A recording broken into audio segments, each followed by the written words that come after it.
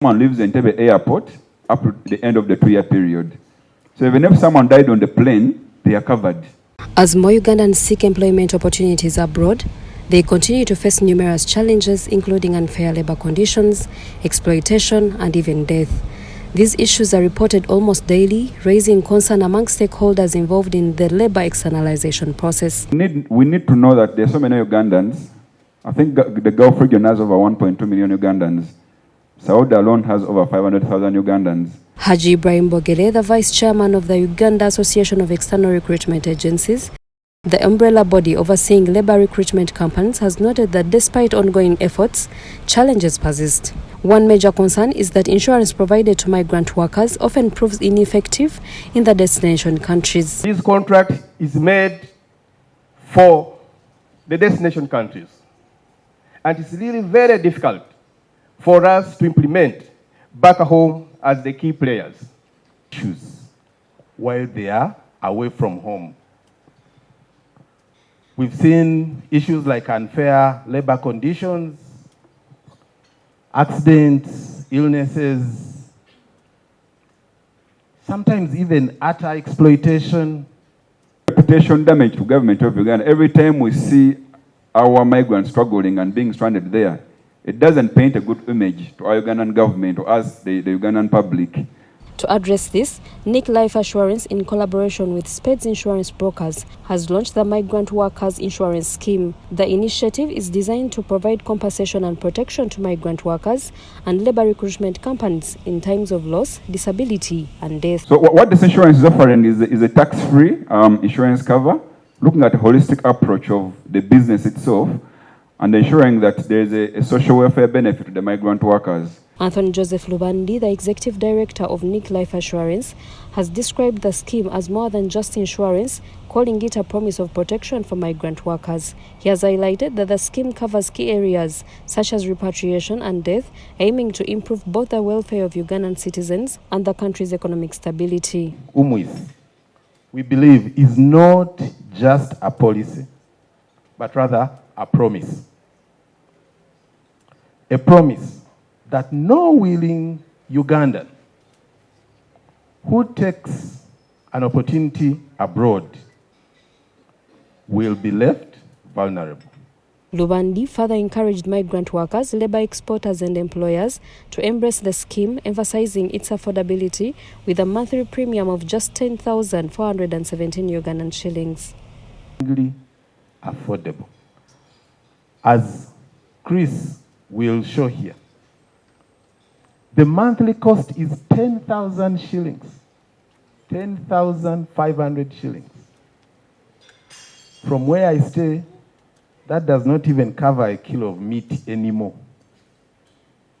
Presenting a report on the matter, Christopher Sengendo, the executive director of Spades Insurance Brokers, has revealed a concerning increase in migrant workers' death from 15 in 2019 to 41 in 2023. From 2019 to 2023, we recorded 41 deaths in 2023. We need to know that there are so many Ugandans. I think the Gulf region has over 1.2 million Ugandans. Saudi alone has over 500,000 Ugandans. So, like I said, no one is immune to risk. Anything can happen, and this is why insurance now comes in handy. If you look at the mental illness cases and maternity cases, they are on an increasing trend. But a good statistic is, for this year, 2025, we have a partnership with the Kakazuri Medicals in Entebbe. Between January to date, they have recorded 15 cases of psychiatric patients, psychological and mental disorders. Now, insurance shouldn't just speak to returning the body when someone is dead. I think there's a risk we need to address.